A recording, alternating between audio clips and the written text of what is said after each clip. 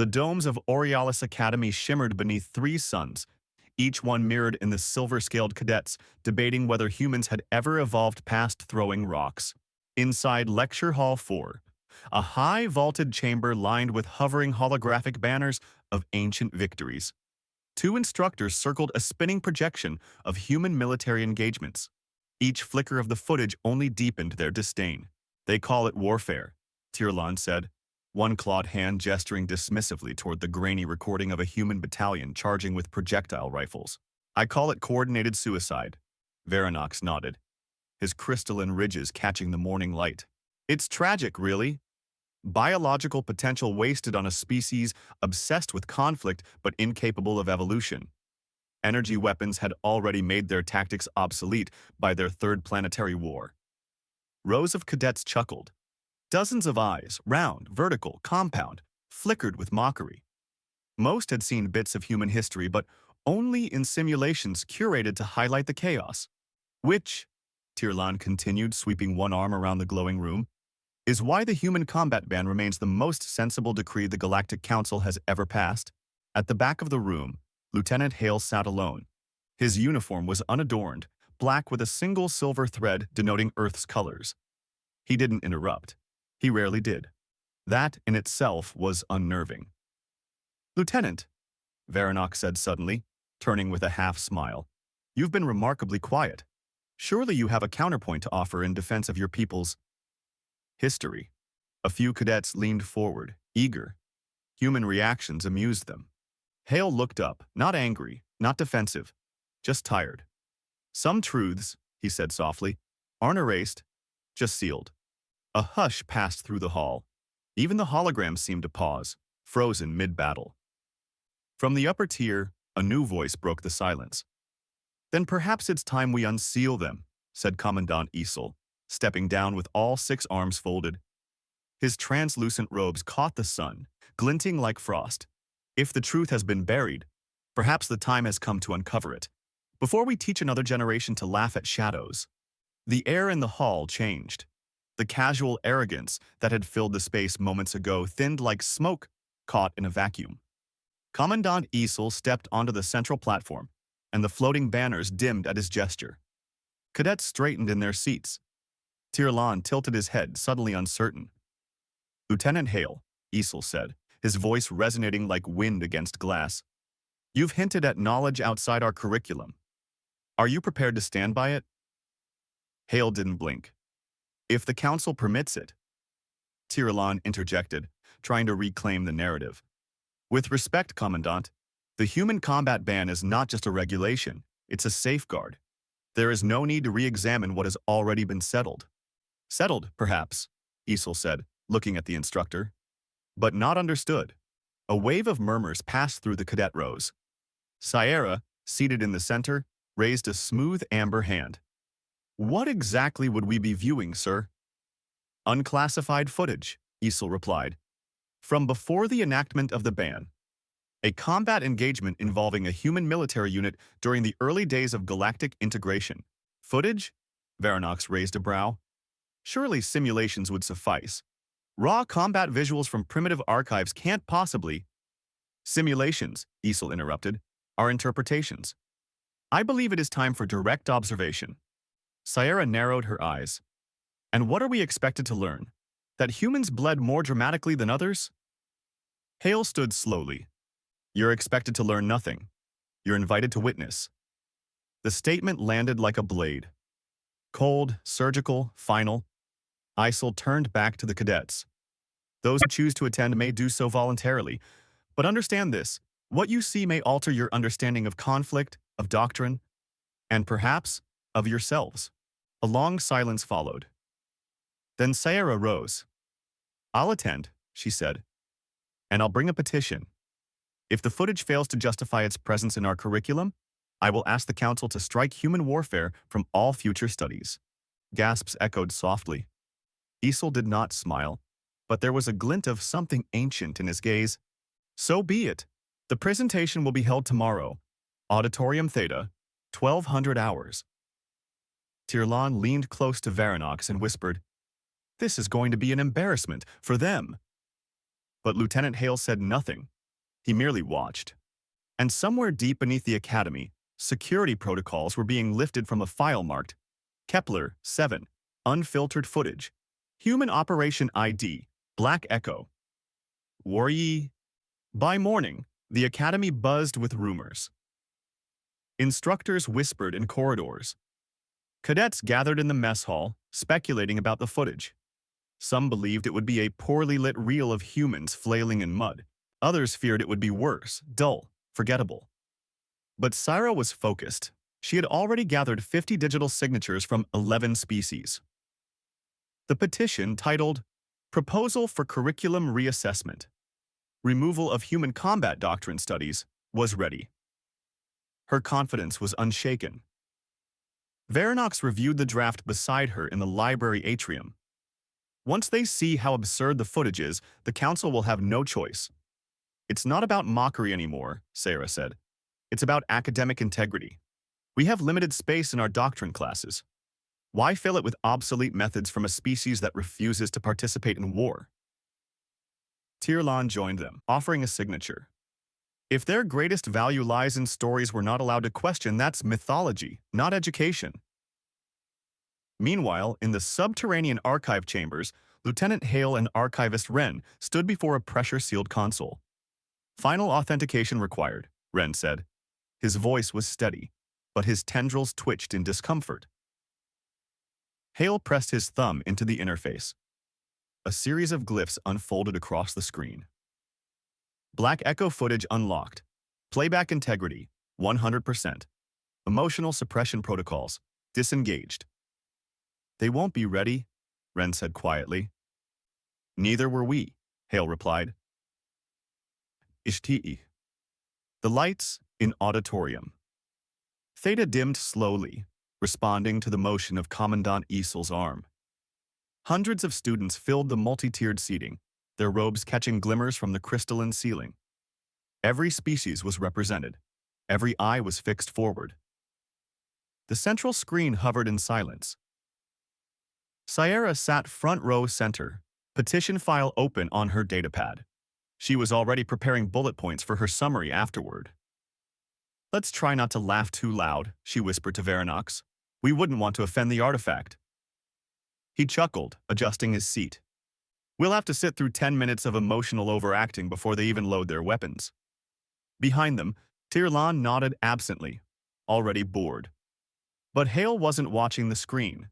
He was watching the audience, watching their ease, their comfort, their ignorance.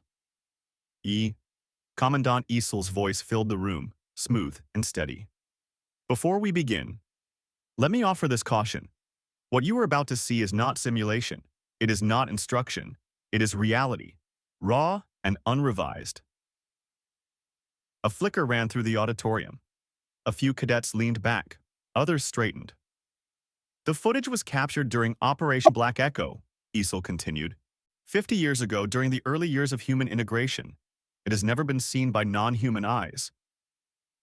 He stepped down from the dais. Lieutenant Hale took his place.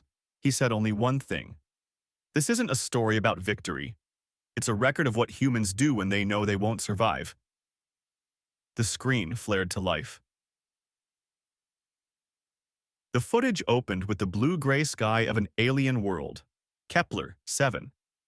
Wind swept across a barren ridge where rows of prefabricated shelters stood in orderly rows. A human-forward operating base, no music, no narration, just wind. Text appeared in the corner. Operation Black Echo. Timestamp -2 hours to contact. A female voice came through, calm, steady. Captain Elian Juno, 5th Recon Division. Evacuation status, 72%. Time to swarm contact, 122 minutes. On screen, soldiers in dull green armor moved with brisk purpose. They weren't building escape routes. They were reinforcing walls, calibrating turrets, digging trenches, not retreating, preparing. Sierra frowned. Why aren't they boarding transports? She whispered. Tirlan didn't answer. The camera zoomed in on Juno. Her face was lined with fatigue but focused. She gathered her squad in a semicircle. We are not pulling out, she said. We're buying time, 2 hours. That's all we need to save the last ships. Someone off-camera objected. There's only 200 of us. 50,000 incoming. That's not buying time, that's suicide. No, Juno replied. That's math. Our deaths need to cost them more than our lives are worth. That's how we win. The audience in auditorium. Theta went silent. Even the restless cadets stilled. The footage jumped forward. A drone's eye view now, enormous insectoid shapes on the horizon. The Vakari swarm, tens of thousands, crawling like liquid death across the rocks. The humans set motion sensors. They positioned charges. They whispered farewells. Then, operational time, minus 10 minutes. To contact. A voice crackled through the comms. Squad Sigma, move to kill Zone Alpha. 12 soldiers ran across open terrain. No cover, no backup. Voronox leaned forward. What are they doing? That's an exposed vector. Juno's voice came again. Let them see you. Let them chase. Hold your ground until I say otherwise. The camera followed the Vakari response. Thousands redirected, hunting. The humans stood still. And then, as the swarm was 10 seconds away. Now? Explosions tore the ground apart. Thousands of Vakari were swallowed in flame. The screen shook from impact. Bodies vaporized. When the dust cleared, the humans were gone. So were most of the enemy. They used themselves as bait, Sarah whispered. Hale did not react. Esel's eyes were locked on the screen. Cut to medical tents. Inside, wounded humans lay moaning. Another swarm approached, drawn to the noise. But the tents weren't hospitals. They were weapons nests. Turrets activated. Mines exploded. The wounded screamed louder. Not in pain, but in rage. They're using their own agony to lure them in, Voronox said, voice barely audible. That's not doctrine, that's madness, Tirlan finished. But there was no disdain left in his voice. The footage jumped again. Juno's armor was cracked. Blood streaked her visor. She stood atop a makeshift command post. They're pushing through. Sector 7, prepare fallback. Vega, hold position. You die here? Understood? Understood, Captain. Happy to serve. He grinned before his feed went black. Alien students who moments ago were prepared to laugh now sat frozen. Sierra's datapad had gone dark in her lap. Her hands weren't moving. On screen, the swarm closed in. From above, it looked like a black ocean. Juno raised her sidearm with one hand, the other dangled uselessly. Final charge, make it count. She sprinted into the swarm. Hasty, the footage resumed with Captain Juno panting in cover, blood staining the snow-packed stone. She didn't flinch as a mortar impact shook the earth behind her. Command, this is Juno. The hive is redirecting. They're following the noise. Good, let's give them more of it. She signaled to her left. A group of soldiers no older than 20 began carrying something heavy. A screaming comrade missing both legs. His voice echoed over the ridge, amplified through loudspeakers. Help, please, they're here. A Vakari hunting pod surged forward, drawn to the sound. The alien cadets flinched in their seats. Then came the flash. Remote-triggered charges hidden in the wounded man's harness detonated as the swarm reached him. The screen went white. They turned him into a bomb, one cadet said, stunned. No, Sarah whispered. They turned his pain into a weapon. On screen, Vega coordinated artillery strikes with eerie calm. They follow noise and heat, he explained to a corporal. So give them noise. Light your own trench if you have to. The corporal looked horrified. Do it, Vega said, or we all die quiet. The trench was lit. The Vakari followed. A burst of plasma fire rained down. Human soldiers detonated their own ammo belts rather than be captured. Each act was more unthinkable than the last. A soldier with a shattered arm crawled into a tunnel mouth. You're too hurt to fight, someone said. I can still scream, he answered. The camera showed the swarm piling toward the echo chamber. Seconds later, it collapsed in on itself, sealed, primed, detonated. Sierra covered her mouth. Her eyes shimmered with confusion, not tears. How did they survive this? She asked. Lieutenant Hale, silent at the edge of the room, finally spoke. They didn't. Juno, bleeding from multiple wounds, moved from body to body, checking for movement, issuing final orders. She approached a relay tower. Static blurred her voice, but the message came through. Tell Earth. Mission complete. Hive disrupted. Colony transports safe. Then she fell to her knees, breathing hard. The camera zoomed out. A single Valkyrie queen, towering and armored, emerged from a smoking crevice. It looked down on Juno. She reached into her chest harness and pulled a short-barrel detonator from beneath her armor. You followed us too far, she muttered. And we're all out of mercy. She pressed the trigger. The screen cut to black. Then, casualty report. Human forces, 97% lost. Valkyrie swarm, exterminated. The auditorium was silent. Varanox's mandibles clicked open and shut without sound. Tirlan leaned forward, eyes unreadable. They didn't fight to win, he said slowly. They fought so others could survive, even if they didn't. No doctrine supports this, Varanox whispered. It's not doctrine, Hale said from the back. It's instinct. The footage returned with a slow pan across a cratered battlefield. Smoke curled like ribbons from shattered metal and scorched bone. The sky above Kepler 7 had turned from blue to a sickly bronze, as if mourning the carnage below. A human drone camera, cracked but operational, hovered low. It followed Captain Juno as she limped across the broken ground, the only figure left standing. Her armor was in pieces, one boot missing, her sidearm was out of charge, but she walked. Toward the Queen, the Valkyrie matron was wounded. Charred plates of chitin, a shattered eye stalk, blood like molten silver trailing behind her. Yet she towered. She moved. Juno's voice came over the comm, barely above a whisper. Confirm swarm collapse. Remaining drones disoriented. Queen in fallback motion. She can't be allowed to reach the hive. She keyed her wrist console. A blinking signal activated on a second display. Final charge armed. All surviving assets fall back. This ends now. She didn't wait for acknowledgement. She ran. Or stumbled. Or crawled. The drone lost signal for a moment, then reconnected just in time to catch her leap from a shattered outcrop, tackling the Queen's thorax. An explosion of limbs, screeching. Then silence. The feed distorted. Static. Then the detonation. A blinding flash consumed the screen. When it cleared, the drone showed only ashes. Juno was gone. The Queen was gone. Nothing remained in motion but fire.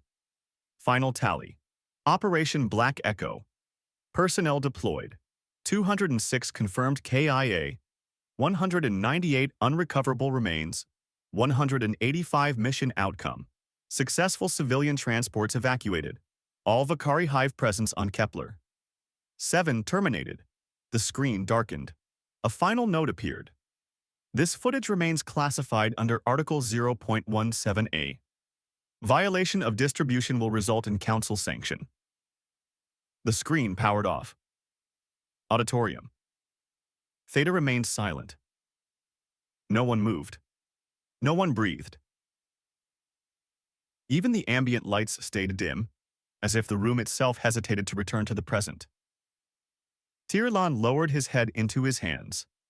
Varanox stared ahead, expression hollow. Sierra sat still, datapad forgotten. At last, Commandant Esel stood. Let the record show that the petition was formally submitted, he said, and that a demonstration was requested. That demonstration is now complete. He stepped off the dais. For the first time in memory, he looked tired. Dismissed. No one moved. Then Hale stood. And without a word, turned and left. The first movement in auditorium. Theta came from the ventilation system. Then from Sierra, who slowly lowered her gaze to her datapad, now dimmed to black. She didn't reactivate it. That wasn't a battle, someone murmured in the upper tiers. That was a funeral. Tirlan leaned back in his seat, arms crossed tightly across his chest. The ever-smug glint in his eyes was gone.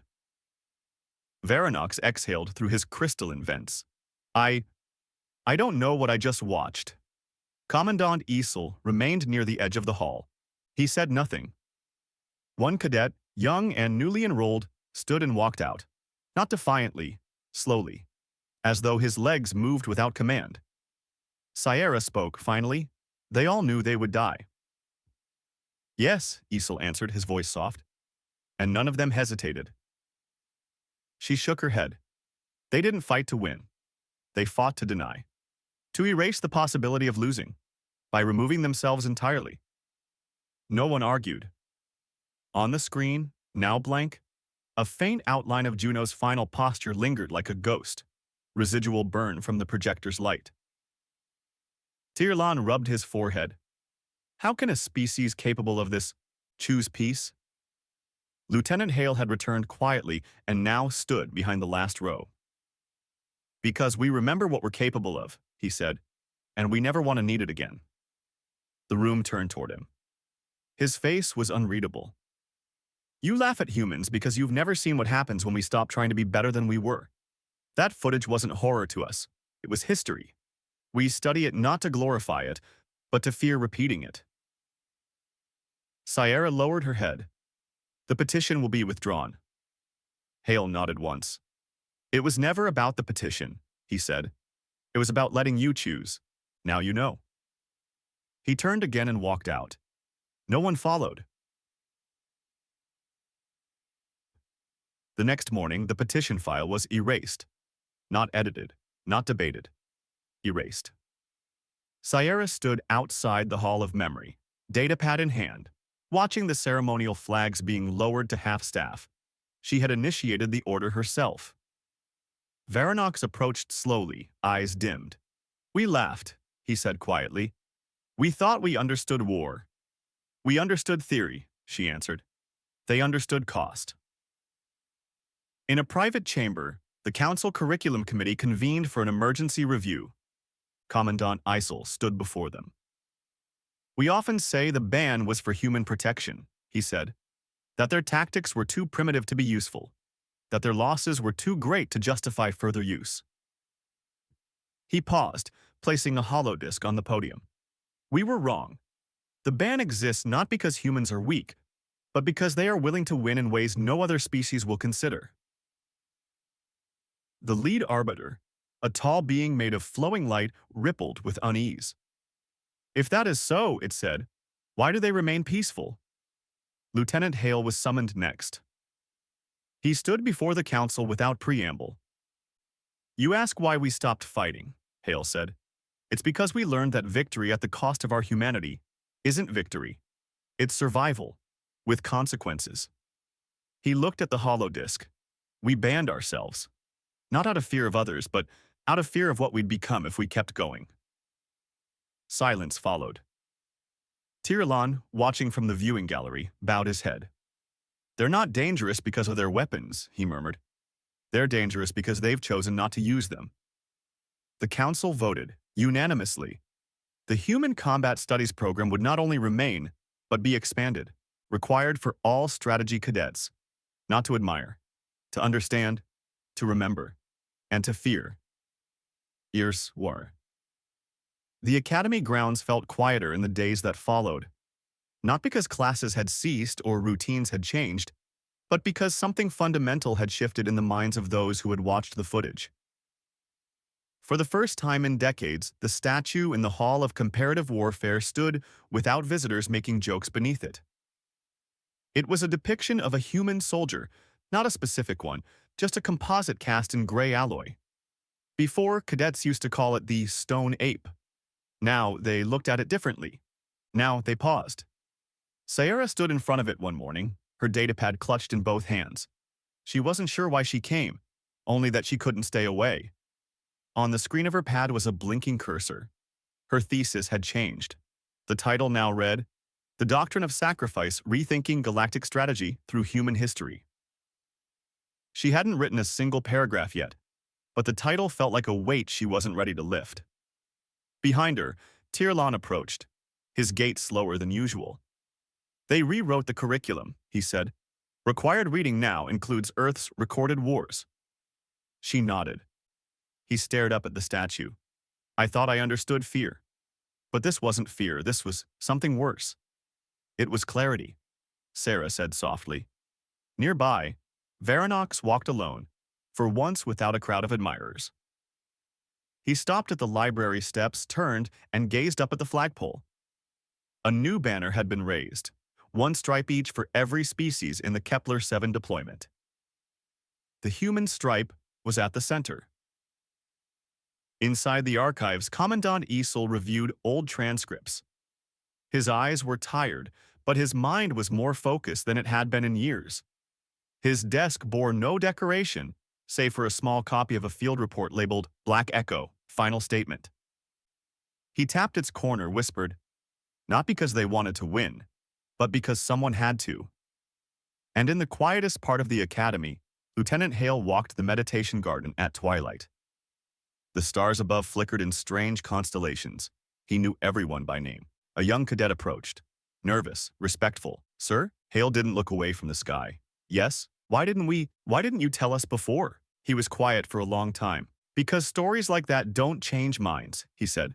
That stays. The cadet bowed. Do you think it will happen again?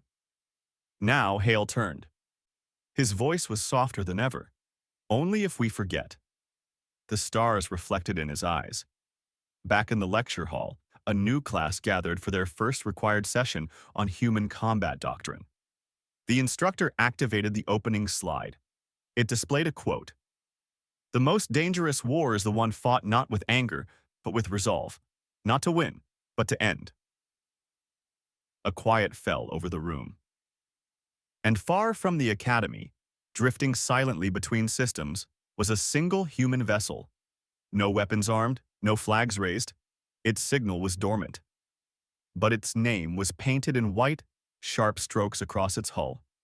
Juno.